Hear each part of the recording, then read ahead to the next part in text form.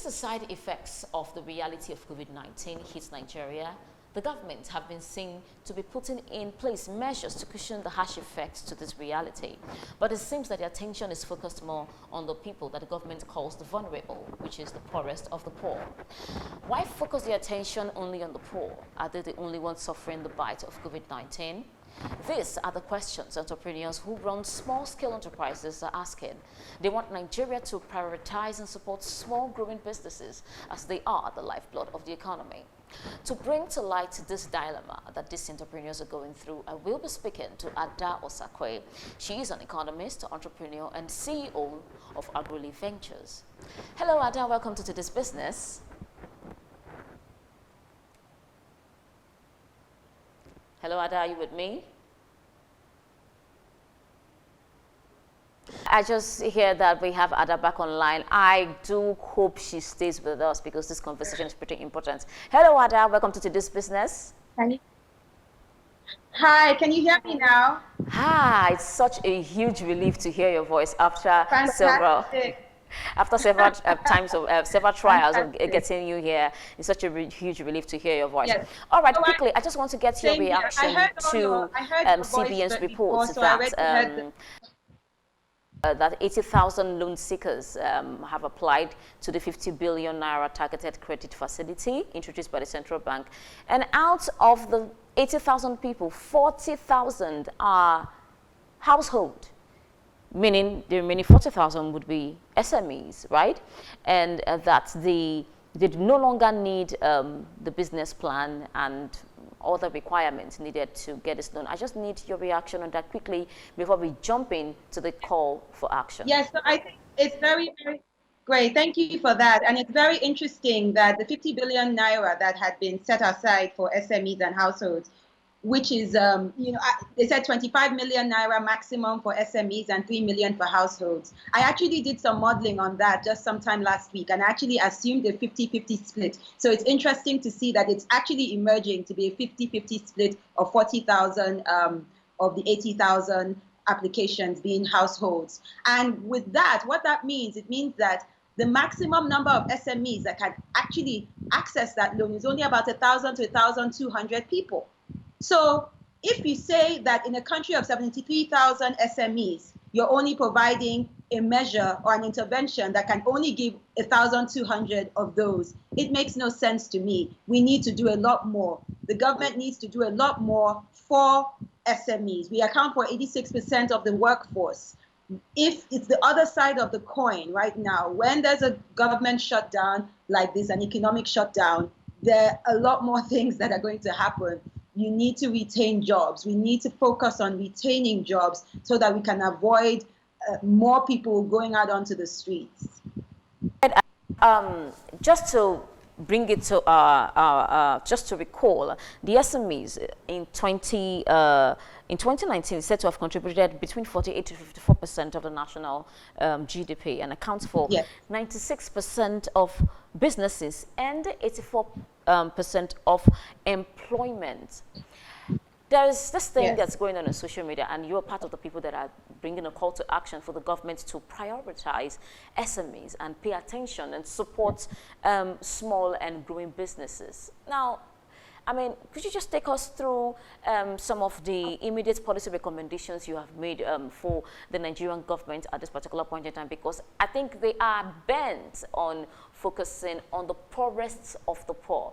Now, we don't want these SMEs dying off. We don't want them suffering hugely from the impact of the COVID-19. So could you just take us through some of the recommendations that you've made for the government at this point? Thank you for that. Indeed, we have put out 10 key points that we believe the government should act upon right now to allow us to move forward in terms of from the SME space. You did rightly say that there has been a lot of palliative measures focused on the poorest of the poor. And my point of view here is that many SME, the workforce of SMEs, many of the staff members, without their salary, they're one step away from being the poorest of the poor.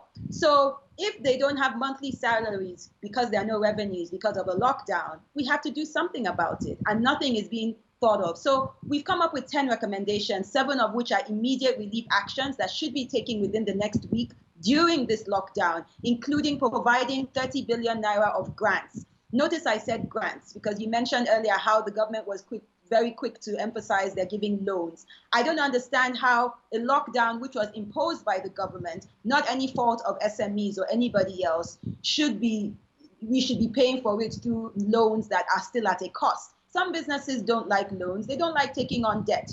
So why should we have that situation? Many other countries are thinking through other means like grants, which is money outright at a time when no revenues are coming in. So give us grants at this period of time when there's a lockdown.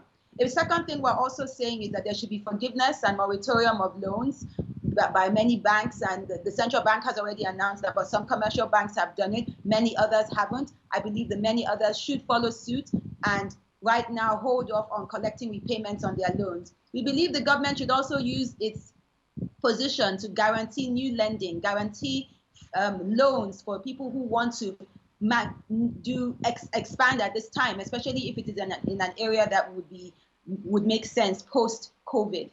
We believe that the government should appeal to landlords at this time as well and other utility providers, because it's very tough for people to stay at home and they don't have data, they don't have electricity, so something should be done. And I think finally, in an immediate effort, we believe that the government should set up a small business resilience fund, which will be managed by a private sector entity, not the government, private sector entity that knows how to lend and support SMEs, and private sector entity that would look at not only the healthcare sector, which the government has overly focused on, in my view. I think it's necessary, but you have to see the flip side. But the creative industry sector, the technology sector, logistics, tourism and travel, all of that, these are all important sectors that buoy our economy and they should be looked at.